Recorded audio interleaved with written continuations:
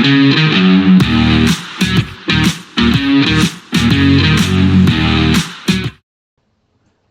welcome back to the Supercoach Nuff channel. In this video we're going to preview round 7 of the 2025 NRL Fantasy season. So before we talk about my team and what we're doing this week with that, we'll look at the most popular trade-ins and trade-outs thanks to NRLFantasyStats.com. So having a look at the Who's Hot list, number 1 is David Fafita. So 10% change since the lockout. I'm guessing that's referring to the amount of people who had him before as opposed to this week. Because I would have imagined more people were trading in at Dylan Egan. But I guess he has bottomed out in price, probably gone up a bit this week from his base last week. And just having a quick look at his stats, he did go on like a mad run at around this stage last year. So if he can replicate that, I think he is an excellent trade-in. Yeah, I mean, I'm not personally doing it, but I wouldn't sort of talk anyone out who wanted to bring in Fafita. I'm just trying to work out who for on the. So, like, I guess like Seyfarth would be a direct swap in terms of position. I guess a Fisher Harris would not be at the same price. So, those sorts of trades make sense. Dylan Egan at number 2, so has already made a lot of money. I think this is like the last week if you do want to get on, but I'm super glad I did way back when. Hugo Savala at number 3, so here's my cheapie of the week for NRL Fantasy. Didn't make any money last week, but that was just because of how poor his break-even was. But he has reset it after a solid 30-odd last week. So he should start making a bit of money. And against the Panthers, there could be some attacking stats as well. You never know. So Hugo Savala, cheapie of the week in my opinion. Jaden Campbell, I think, yep, he's the keeper at wing fullback. Obviously can be played in the halves as well, which is super handy. Bring him in. Kitiana and Katoga, so a bit of a mid-price option at the moment, but still has a bit of cash to make, and will be super interesting to see with Mitchell Moses feeding him the ball this week, whether he can get some attacking output as well. So I think, yeah, Katoga is actually not a bad shout if you haven't already got him. Adam Dewey playing halfback, I think he'll do a lot of the sort of long kicking, so I haven't actually looked at his price point. Just try and bring it up. It'll probably take forever, so I'll have to leave it on for it to load. Hopefully it'll load in the background. We'll come back to that. I know it hasn't worked in the past. But if the price is right, I think, yep, bring him in. Jai Gray's an interesting one. A bit sceptical with the team layout this week. They've got Lewis Dodd on the bench. Surely he's not like a utility type player. He's probably got to play halfback, so you'd imagine that would shift Walker, Latrell out. It may be a case of that if they don't need him, Lewis Dodd doesn't even get on the field. But I don't know. I just think there's maybe more solid options than Jai Gray, but given his form, I can understand why people would want to bring him in. Toby Couchman, he's looking more and more like a keeper, dual position option. I could see him being a keeper on the edge for us, but playing those big minutes through the middle and the scores that go with that. So I don't hate that pick. There we go. Adam Dewey at 484k, break even at 48. So you could wait a week and then, see if there's a bit more developing about the Lockie Galvin story, and if it sounds like it's going to be more of a long-term thing, I'd be looking to bring him in next week at a very similar price point. Reece Walsh, so a few people suggesting he might stand up against his old team, the Warriors. I don't know if it's relevant for fantasy. He probably just doesn't have the floor to make him fantasy relevant. Supercoach, I'd say go for it, but maybe not this format. Stafford Toa. So this is an interesting one, I think. He's made some awesome cash so far. and his scoring, does put him up in the conversation for a keeper. But I don't know if he's a trade in. I think you want to go with someone that's got a few more runs on the board in terms of being a keeper if you are going to spend that much money on a centre. Ryan Pappenhausen, so I think he is in the conversation as a season long keeper at wing fullback. Look, it just looks like he's fully fit and firing. So um, I'm not bringing him in just yet, but he is definitely one on my radar to finish out my team in the hopefully coming weeks. Halasima getting the start this week. I don't hate it. I think, probably at a similar price. I think Dylan Egan's still around there, and I would prefer that. But if you've already got Egan, you've already got a Hubner, for example. You've even already got a Caltoga, who's probably a bit more expensive, to be honest. Um, then I guess Halasima could be a bit of a cash option. The Hammer obviously had a big game last week against the Panthers, but plays Melbourne this week, so I can't see the similar sort of attacking output from him. So I think that might be a bit of a trap. I would not be bringing in the Hammer. Lockie Hubner, so again another sort of tricky one, given that he has made a lot of his money already. But as an owner, I can't begrudge anyone bringing him in. And Joe Tarpany, I think as a keeper in the middle, isn't the worst shout. Normally he sort of takes a bit of a while to get into his season, but he has started really well. So really good coverage during bye period, given that he's a Kiwi. So yeah, bring Joe Tarpany in. On the chopping block, Jack Coles, so back from his suspension, and I think he's named 18th man. So I think, yeah, he is an easy trade out. I like him to Savala. Spoiler alert is what I'm doing this week. I think that just makes sense. I think Seyfarth at number two. So I guess if people are, sort of done with those middling price options are ready to upgrade, so that makes sense. Kalen Pong is one I wouldn't give up on just yet. He is a goal kicker. He can be the main sort of attacking threat there at the Knights. They've just been a bit out of sorts. So, they've got to turn it around at some point. It could be as soon as this week. Jesse Arthurs, I think, has done the job that we needed him to do, so you can trade him out. James Fisher Harris, yep, he's injured, so I think he's a trade out.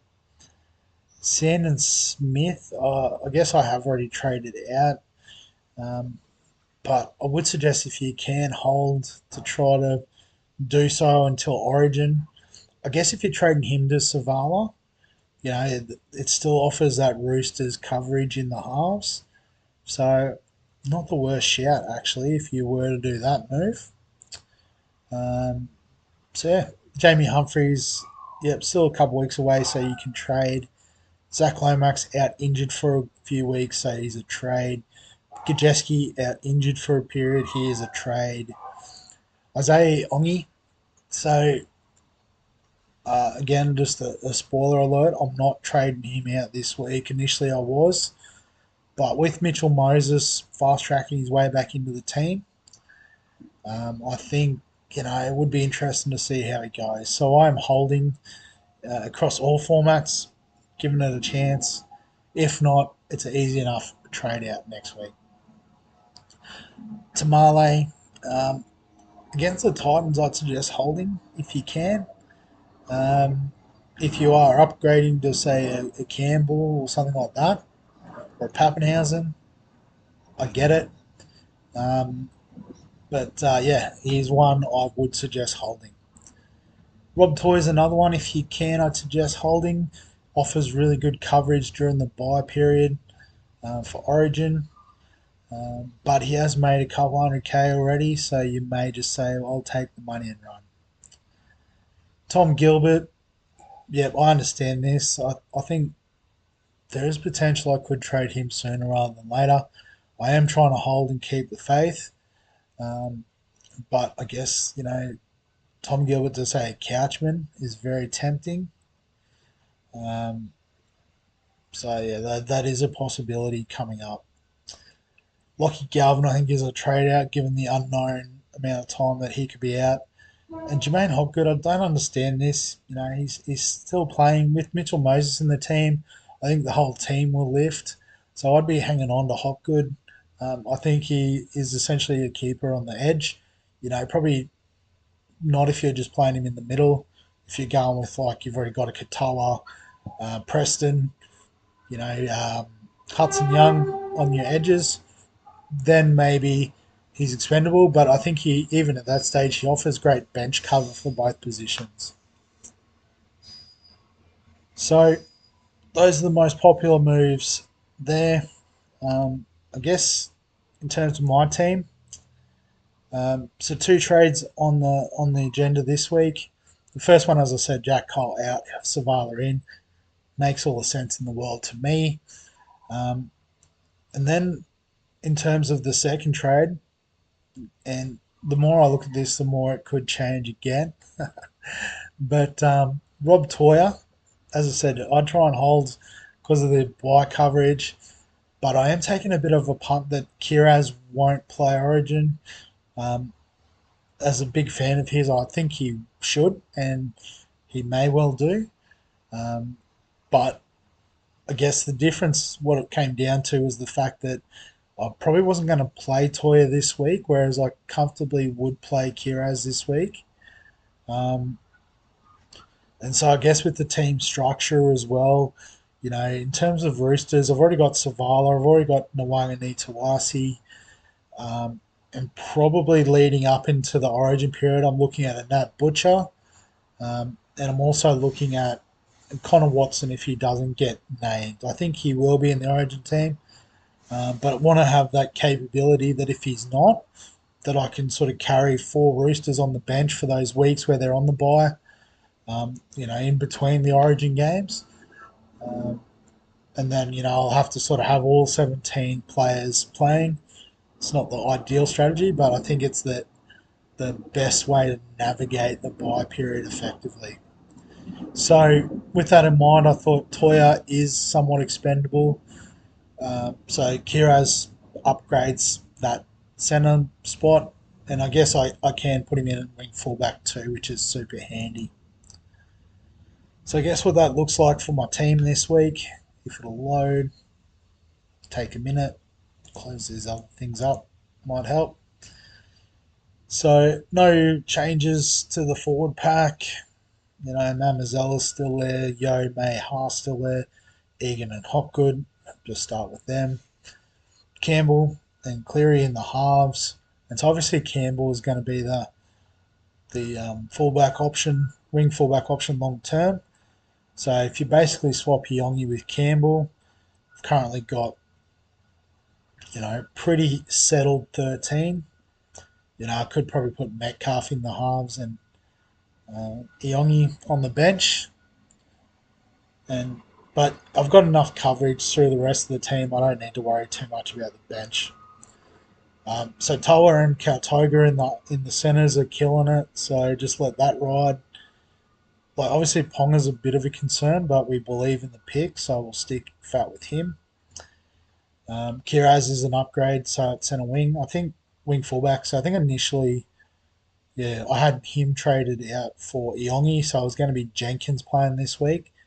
But again, with Moses in, I do like Iongi over Jenkins. So that's the team on the bench: Barnett, Gilbert, Harbner, Metcalf. So I think I was a bit concerned about the 17th player um, on Monday. Sorry, when we initially did our thoughts on the team, but the fact I've got Iongi in there as the 17th player at the moment, I do like it more now that Moses is back. So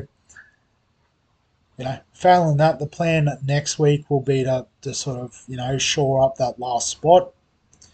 Um, so, it might be a case of we can use the money from Jenkins and Iongi um, to get another half so that we can move Campbell back here. Um, and then whatever else we need in terms of cover, I think we're pretty well set in most positions. So it may just be whatever cheap is available to make that upgrade possible. So we don't need to go position specific for this, what will essentially be 21st slot in the team. So, in terms of captain and vice captain, I've kept it simple. I'm backing Payne Haas in as captain. I think with Fisher Harris out, the Warriors pack might be a little bit lighter on, and hopefully Haas can take advantage of that. I don't hate Terrell May as a shout against the Eels on Monday. I don't hate Isaiah Yeo if you captain him against the Roosters. Um, I mean, some people will go Cleary, and that's okay, but I just want to see it first from the Panthers before I commit to that again. Um, so Cleary's not in my thoughts, but just keeping the safe captaincy in the middle, and hopefully the strength of my overall squad will continue this overall rank trending upwards. Just before we finish up, I just wanted to have a look. So Couchman's 692, so can't quite afford the Gilbert to Couchman trade because that is very tempting. Even I can do Butcher to Gilbert, so I am very keen on that Butcher playing in the front row. Probably plays fairly big minutes. Although with Victor Radley back this week, there might be a slightly less minutes in terms of having the cover. So it's a bit of a watch, but that is definitely a move I'm looking at going forward. But I think we can wrap the video up there. So, as always, if you've got any questions, comments, thoughts, feel free to add them below this video. Give us a like if you enjoy the NRL Fantasy content. Subscribe for all the fantasy sports content on the channel. And other than that, we'll catch you in the next one.